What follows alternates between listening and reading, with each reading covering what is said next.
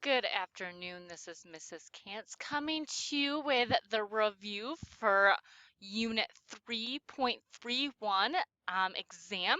This is your second interim assessment. So, as we go through this, there will be questions about just the Unit 3 review. However, I do suggest you go back and review Unit 2 and Unit 1 to continue focusing on the whole picture. As we go through this, I'm just going to ask the question and then I will give you the answer so that you can check this against your study guide, and that will give you something to study for the test. So the objectives for this test is to be able to score above 70% on the test. I want to also remind you, for any essay questions, that you are using your own words, not using the internet. If you have to ask questions, you can ask questions.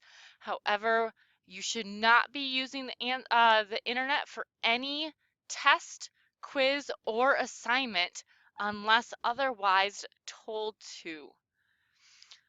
So here is the first question. Explain aerobic and anaerobic respiration. What is the difference?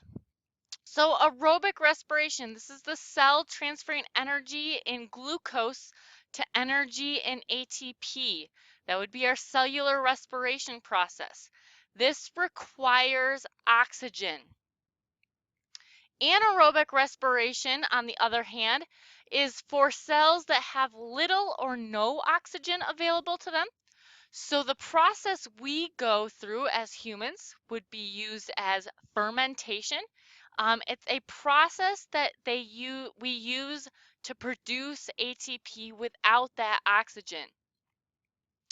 That cycle of fermentation is going to keep looping back to that glycolysis stage. So in the first stage of cellular respiration, there's that glycolysis stage where we start with glucose and it's broken into two. If there's no oxygen available, it will go into the fermentation process. If oxygen is available, we will continue with the cellular respiration process and it will move on to the Krebs cycle. An example would be at the end of a swimming race or end of a track race, when muscles start to seize up and oxygen is low, that fermentation process starts. Here is the chart for the cellular respiration process. Remember, there's 3 steps to the cellular respiration process. The first is glycolysis, second is Krebs cycle, and the third is the electron transport chain. What is the main purpose, the outcome, what is produced, and where is it located? Glycolysis, it's going to use glucose and ATP molecules and NADH or NAD plus to produce pyruvic acid, ATP, and NADH. The main purpose is splitting of those glucose molecules. The outcome, what's produced? That pyruvic acid is going to be produced, and the location is going to be in the cytosol of the cell or the cytoplasm of the cell. That pyruvic acid is then going to move into the Krebs cycle. When oxygen is present, the pyruvic acid is going to be converted to acetyl-CoA, and then it's going to generate NADH and FADH2, those electron carriers that are going to be used in the next step of the process. ATP is also produced, however, the main outcome is the electron carriers for the electron transport chain, the NADH and the FADH. This is happening in the matrix of the mitochondria, so it's in the mitochondria. The electron transport chain is then going to use these electron carriers And this is where we are going to be producing most of the ATP that the cells need. So those high energy electrons are going to be pumped up the concentration gradient to produce that ATP. And this is happening in the folded inner membrane of the mitochondria. All living things need energy, so where is ATP produced in the mitochondria? It's going to be produced in the inner membrane, and then in the presence of what molecules? That's going to be glucose and oxygen are the two molecules we need for cellular respiration to happen. All living things are going to go through cellular respirations, whether it's a plant or an animal or bacteria. Explain how cells produce ATP when oxygen is not present or not needed. That is that fermentation process. The cells are going to go through the oxygen through when oxygen is not needed or is not present. So after glycolysis, that pyruvic acid and NADH are produced, and they are going to be used to keep the glycolysis process going. Fermentation uses 2 pyruvic acid molecules, 2 NADH molecules to be able to regenerate that NAD plus, and then that NAD plus is going to feed back into that glycolysis stage. Remember, ATP can be produced through glycolysis, it's just not very much.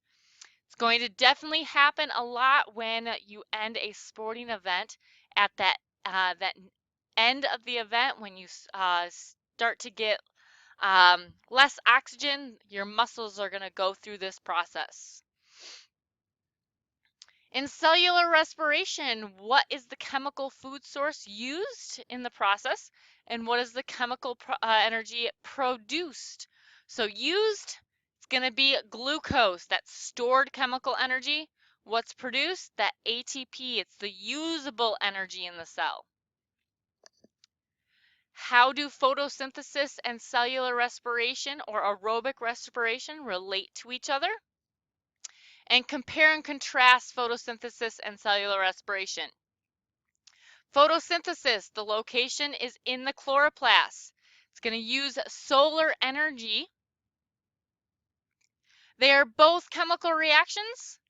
And then cellular respiration is in the mitochondria, and cellular respiration produces all ATP in life forms.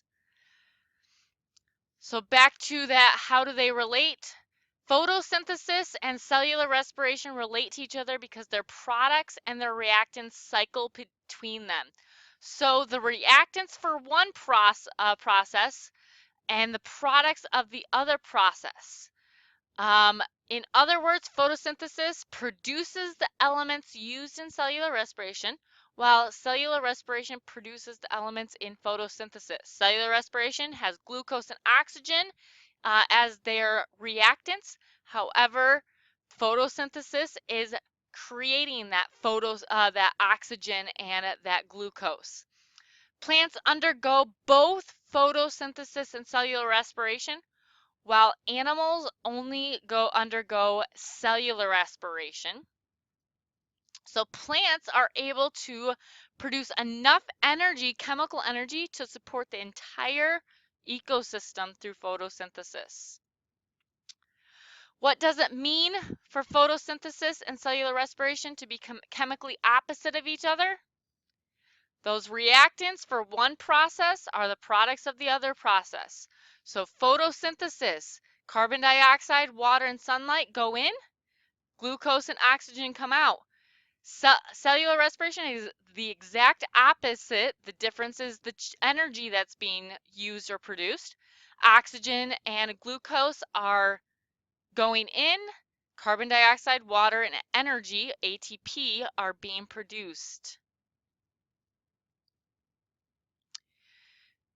Main function of the light independent and light dependent reactions. Light independent, the main purpose is to produce glucose. This comes after the dependent reaction.